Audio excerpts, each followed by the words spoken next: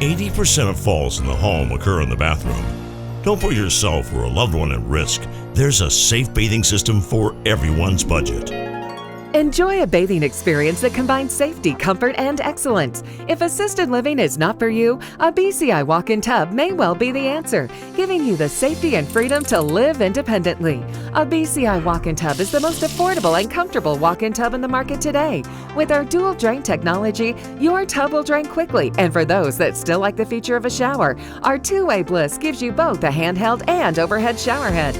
We offer the best financing in the industry with payments as low as $99 per month or no interest, no payments for 18 months with approved credit. For comfort, safety, price, and selection, it's got to be BCI Walk-In Tub. Be one of the first 50 callers and save $1,500. Call 800-354-4377, 800-354-4377 for a free no obligation in-home consultation.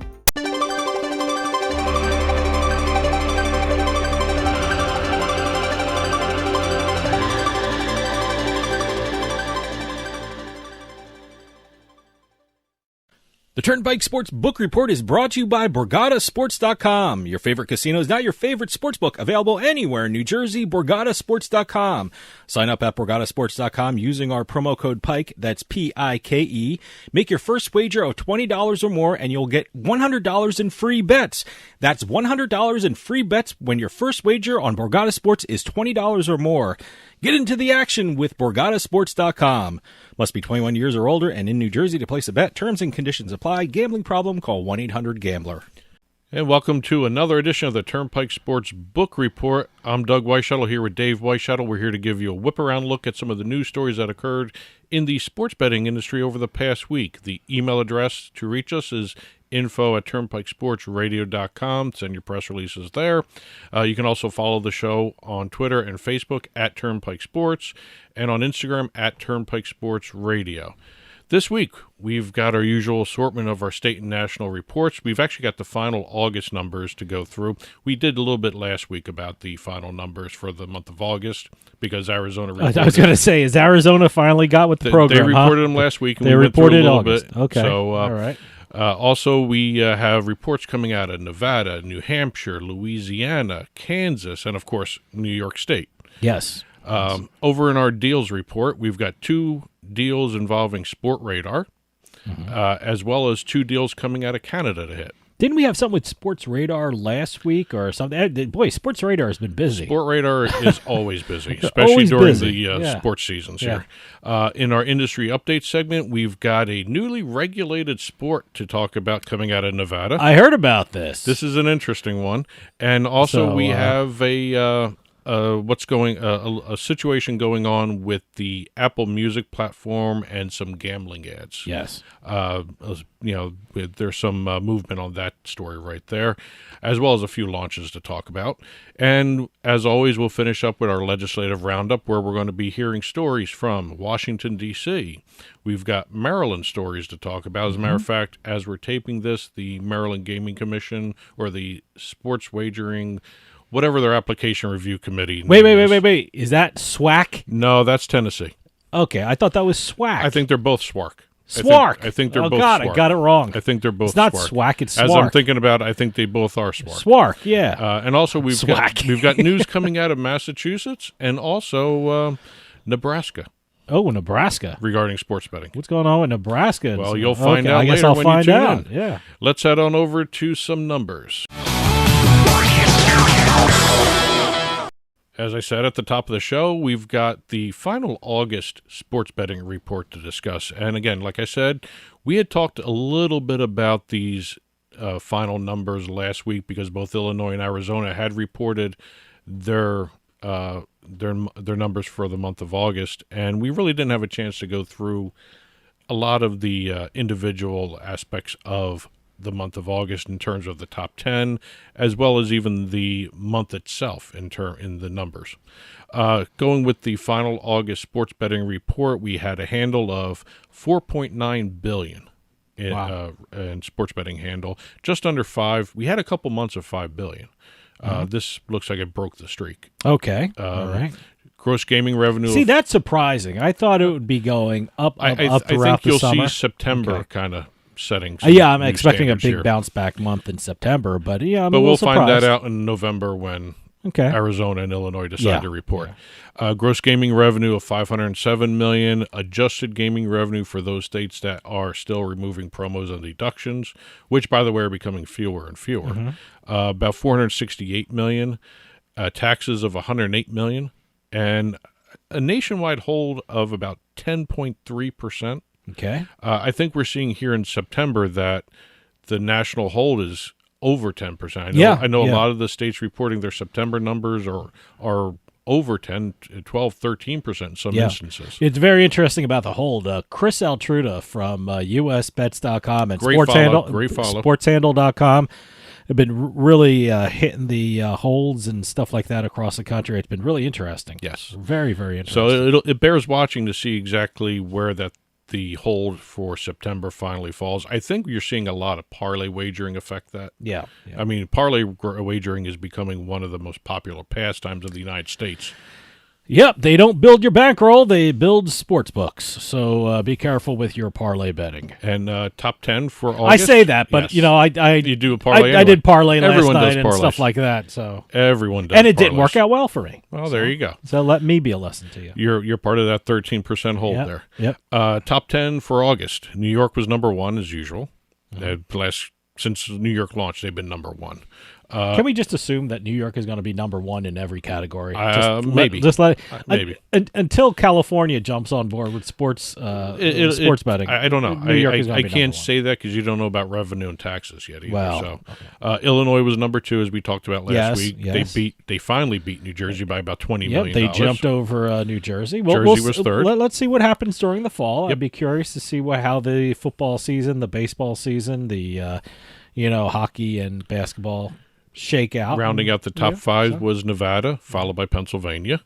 And then the bottom five, they're starting to settle in, too. You're seeing Arizona, Colorado, Virginia, Indiana, and Michigan all as the bottom five of the top 10. So the next tier, I guess you can call them. Sure. Going over to some of the individual state reports, we have a couple benchmarks being reported from New Hampshire. New Hampshire had set an all-time monthly high for mobile revenue in the month of September. Really? All right. $7.73 million. What's going on with that? Boy. I don't know. That's good haul for DraftKings up there. Okay. Yeah, DraftKings is the only mobile sportsbook up in New Hampshire. And also the Granite State, as New Hampshire is called, passed $50 million in all-time tax revenue. Okay. Also, the second time the revenue and the taxes top $7 million and $3 million in a month. Wow. What the hell is going on in New Hampshire? Going over to Nevada, who actually, before we had just started taping this, released their numbers, and I was able to pull off a couple of their numbers here for discussion. In terms of the September numbers here, they had a $762 million handle.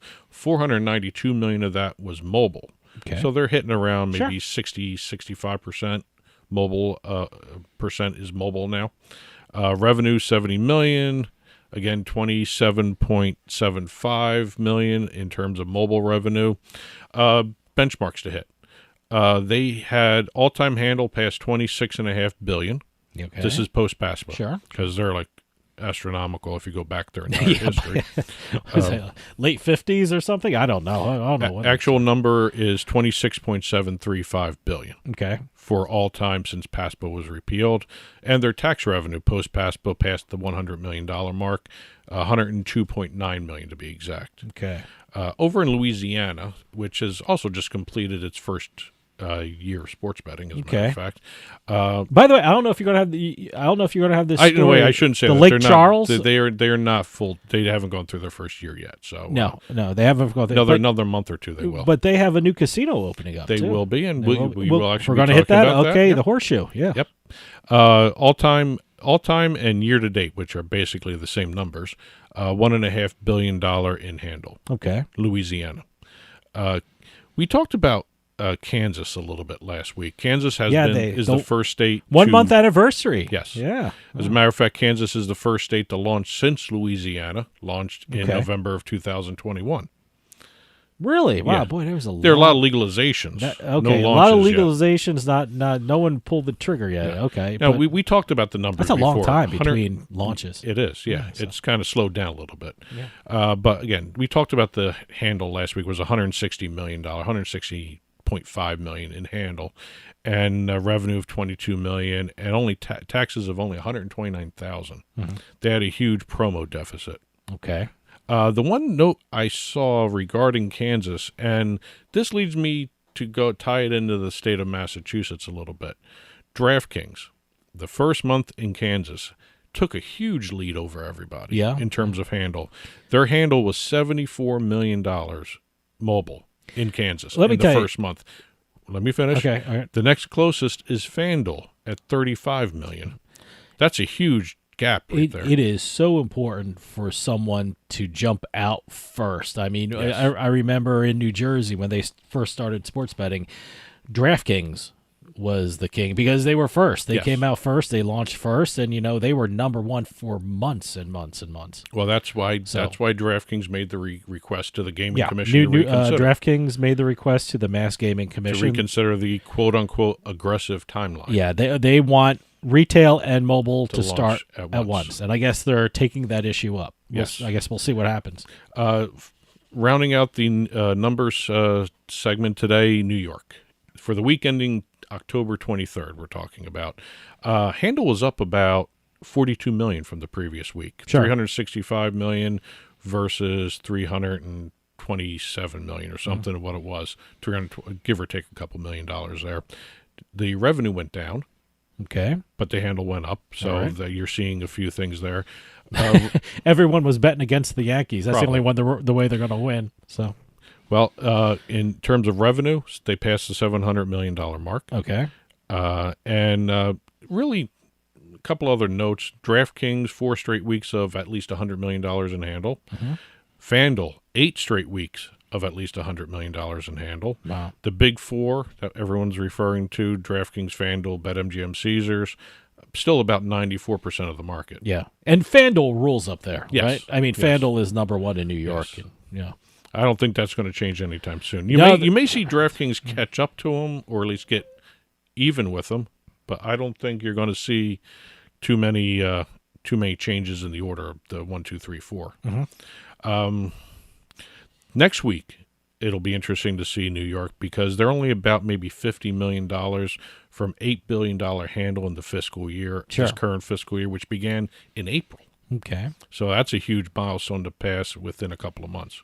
It's very interesting in New York. They're loving their football this fall because the Bills, the Jets, and the Giants are doing extremely well. Yes. And then they took a hit with the Mets and the Yankees. So it's a very interesting sports Calendar. Sports calendar up there. I don't know if you call it a calendar, but very interesting environment. And, last night I watched the Islanders and Rangers.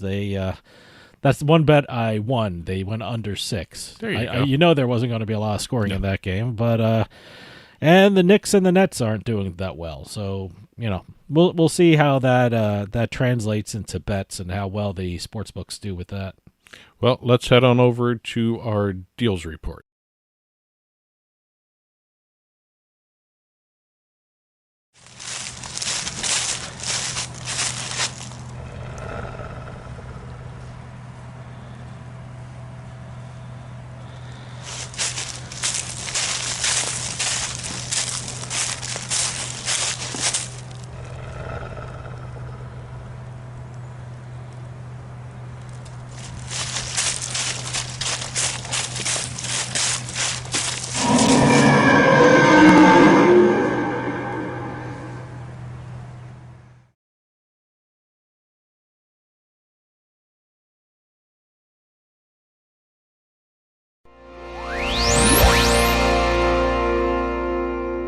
This week's deals report, we've got a pair of deals involving Sport Radar.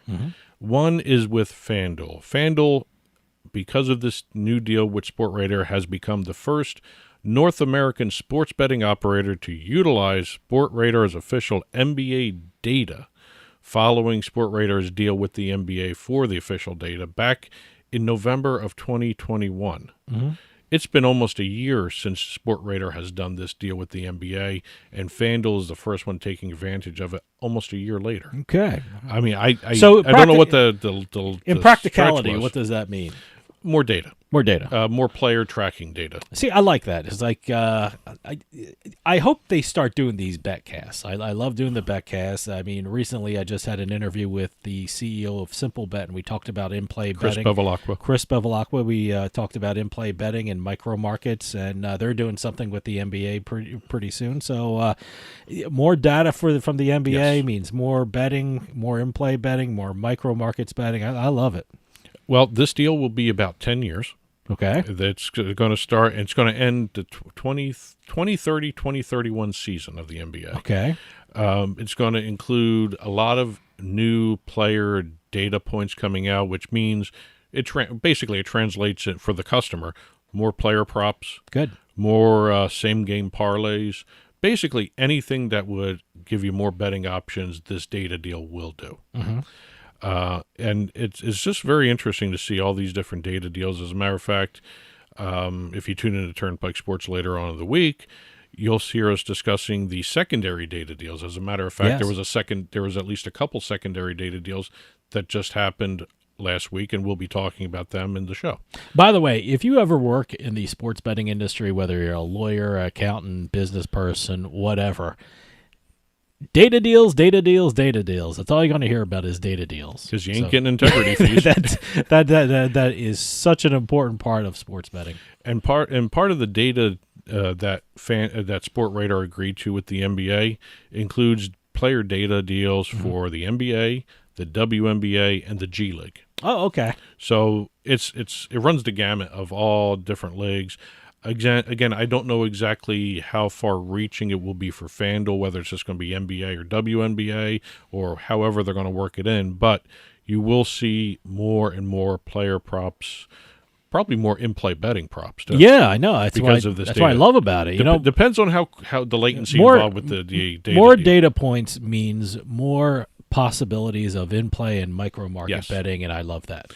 Sportradar's other deal had to do with hockey. Okay. Sportradar was chosen by the National Hockey League to revamp NHL TV.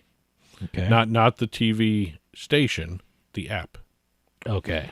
NHL.tv basically is what they're talking about. All right. And it's more tech than actual content, but content's involved with the tech nowadays anyway. You're going to be looking at, they're going to have the end-to-end workflow of NHL TV, including the OTT back-end technology that's involved, all front-end applications. Basically, you're going to be seeing probably a lot more data thrown on the screen.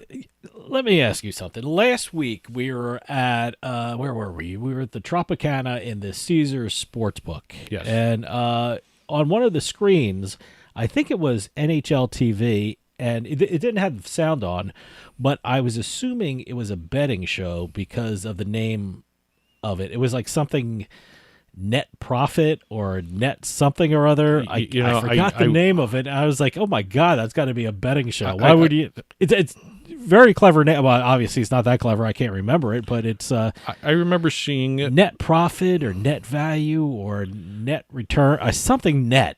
But it was pretty. It was. It had that title, which.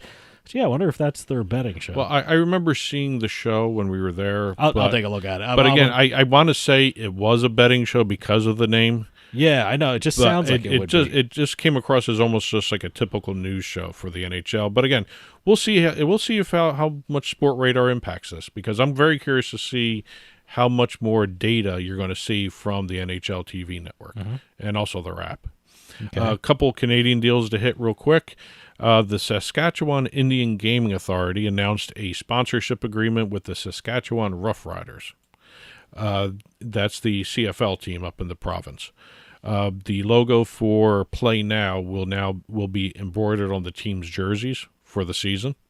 They're going to have additional promotions and activations for their fans in the stadiums, and also on the Play Now platform. Okay. The other deal that happened in Canada, Canby. We don't talk too much about Canby but Canby announced a deal with Great Canadian Entertainment and will provide retail sportsbook product to 10 of their properties in Ontario. So that's a huge deal for Canby. They're expanding it. Includes Canby Sportsbook solution as well as their betting kiosks. So in 10 great Canadian properties in Ontario, you're going to start seeing Canby's logo everywhere. Okay. By the way, I went on the NHL network. I can't even find it. What the hell were we watching? Well, So I was like There you go. ESPN net something or other. Now I'm not going to sleep tonight finding this name of this show. well, that's your assignment for tonight. Let's head on over to some industry updates. As I said at the top, we've got a brand new regulated sport coming out of Nevada. How often do you see a new regulated sport coming out of a state? Yes. I mean, I can't believe this. What do you mean you can't believe it? Had to happen.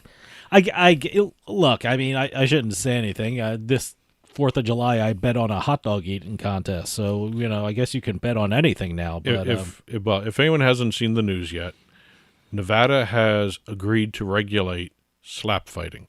yes. It's now an official regulated sport by the state of Nevada, the Nevada Athletic Commission, basically the same commission that regulates boxing and MMA. Okay. And oddly enough, the UFC was the one who brought this to the Nevada Athletic Commission. So betting is going to be involved with it, right? No betting yet. No betting yet? It hasn't been an approved sport for betting, but it's been it's approved sport regulated wise in the state. Well, certainly- usually one follows the Yeah, other. certainly if that's the first step. Now, if everyone has seen this on the internet, it's really a really popular viral sport where two men or two women. I don't know if it's mixed either, men or women. God, I hope not. That's horrible. if it would be. Stand in front of each other and At a each one- table. I mean- there's a table between them. It's like You know what? It's like an arm wrestling. Yeah, it table almost between looks them. like it's an arm wrestling setup, Yeah. But instead of grabbing arms, They stand up and smack each other. They take. Is it like One smack. One smack each. Yep. Is it Until- round? I don't know too much about It's it. one smack each until the other fighter either gives up or is knocked out. So is there a time limit? Is there a I don't know if certain there's a time number limit. of slaps? Or is this judged?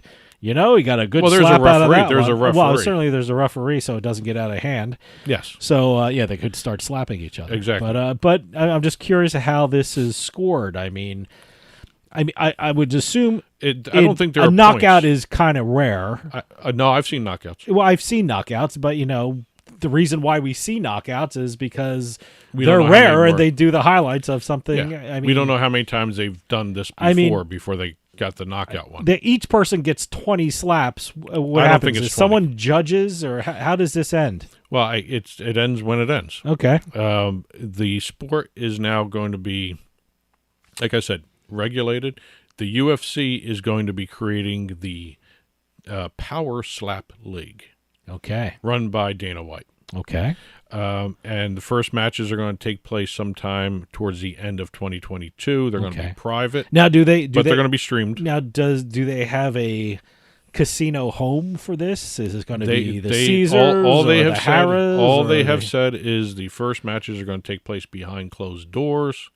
Then they're going to start doing it. Okay. They're going to open it up and sell tickets to the public.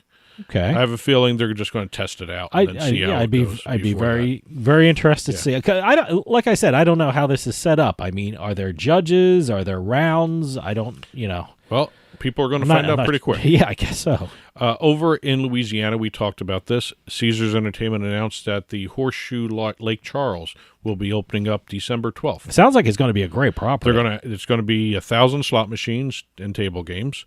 There's going to be a WSOP poker room, World Okay. Series of Poker, Yep.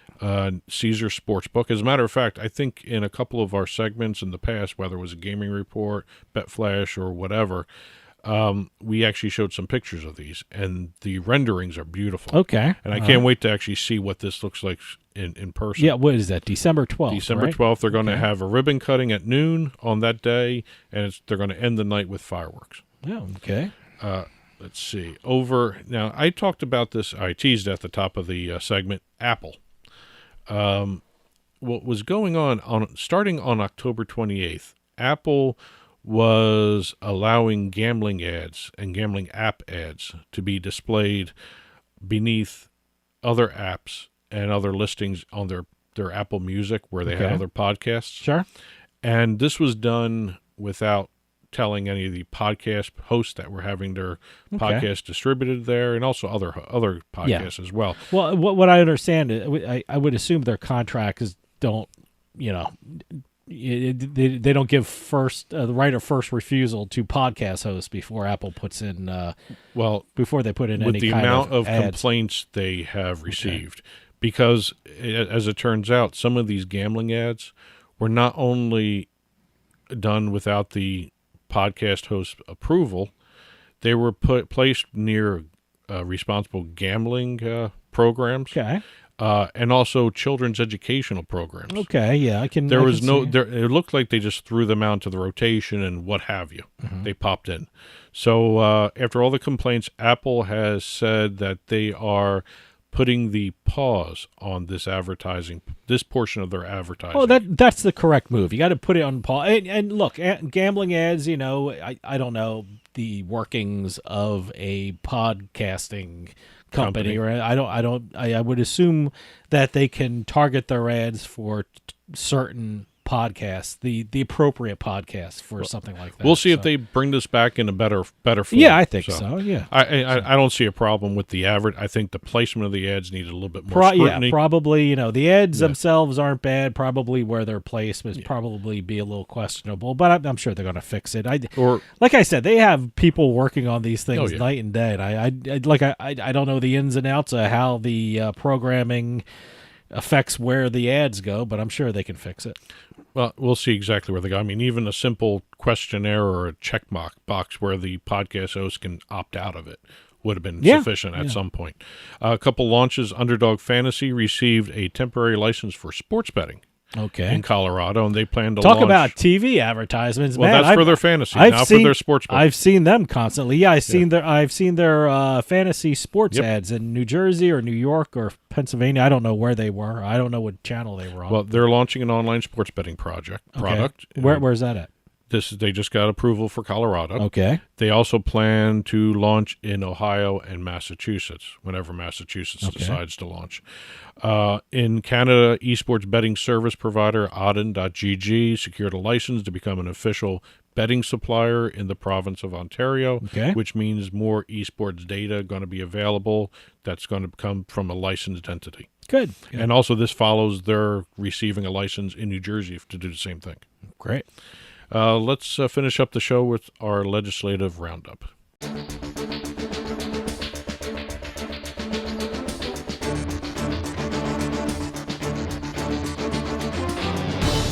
We've got some news coming out of D.C., Washington, D.C. We have D.C. Council member Alyssa Silverman proposing a bill that would allow third-party mobile sports betting operators in the district. Okay. As you know, right now, the current setup is Gambit DC only. And that's it, right? And they had no competitive bidding process. It was just given to Intralot right off the bat.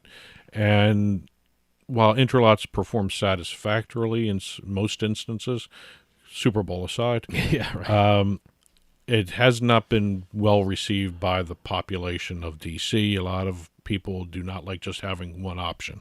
Look, competition is always great for the consumer. Yes. So, I think it'd be a great idea to bring other entities in, and you know what? It'll really affect the bonuses and the promos, and really, the lines will be very interesting to see. So, I think it's good. It's good for the customer. The bill will also prevent the D.C. Council from renewing the deal with Intralot without having a competitive bidding process. Good. Yeah. Over in Maryland, the Maryland Lottery the Sports Wagering Application Review Committee is waiting for the Maryland Lottery to have their meeting, which was going on today as we're taping this. Okay. To approve 10 operators for online sports betting. Good. They were all approved, basically 6-1 or 5-1, whatever the thing was. It was the same count every single time. Yeah. Same guy disapproving. It's like, 4 out of 5 dentists like Exactly. sugarless gum. I mean, that's pretty much what we're saying. Well, here. again, It's, I don't think you can do a unanimous for certain ones and not unanimous for others. Who knows? I think it was pro forma. Everything's going through. Yeah, everything went through. Everything was approved. It's just a matter of time. It now goes to the Sports Wagering Application Review Commission, SWARC. SWARC. Yep. Great name. They're going to be meeting sometime in November to go through these approved sports betting operators. Once they're approved, it's going to be a matter of weeks before they launch. Good. So you could see online sports betting finally in Maryland end of November, early December. Wow. I would say best way is early December, early to mid-December. So you're thinking by the end of the year, which is probably only 2 months away. They're approaching 600-700 days already since they passed the legislation. So okay. It's not quick. It's looking good, though. But it's looking good for the end of the year, right? It's moving quick now. Okay. So that's good. Boy, which sports betting stories we're going to have by the end of December? Now, we got Maryland, and then Ohio starting in January. And absolutely amazing. Maybe Massachusetts at some point. Oh, yeah, I'm not holding my breath for Massachusetts. Going to Massachusetts, we have DraftKings asking the commission to reconsider that aggressive timeline. They want a universal start date for both retail and online. What Massachusetts wants to do is they want to start retail first and then push mobile betting down the line a little bit.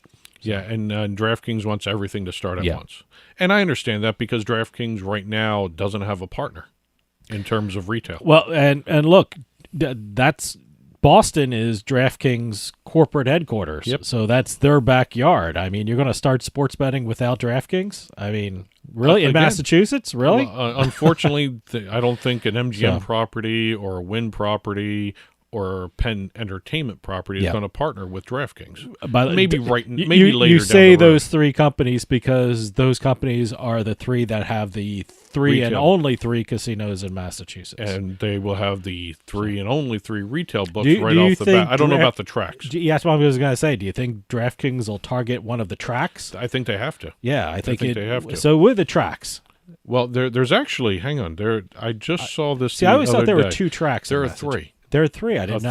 A third Suffolk one, Downs is one. Suffolk Downs. You have Raynham Taunton. Raynham Taunton down south. And then there was a third track that came out of the blue and said they want a retail license. Okay. I can't remember. It escapes me right now, and I apologize for that. But they just announced it last week that they wanted a retail. Oh, okay. It's not on the east coast of Massachusetts. It's somewhere in the central. Okay.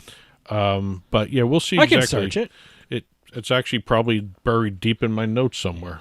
Because that's the reason why I remember there's a third party here involved with another track. But that's another one that wants a retail betting license, which also translates into one online sports betting license. So maybe we'll see DraftKings hit one of those. Same thing with FanDuel. FanDuel's in the same boat. And actually, FanDuel said the same thing DraftKings did during the initial hearings. So we'll see exactly where they go with that.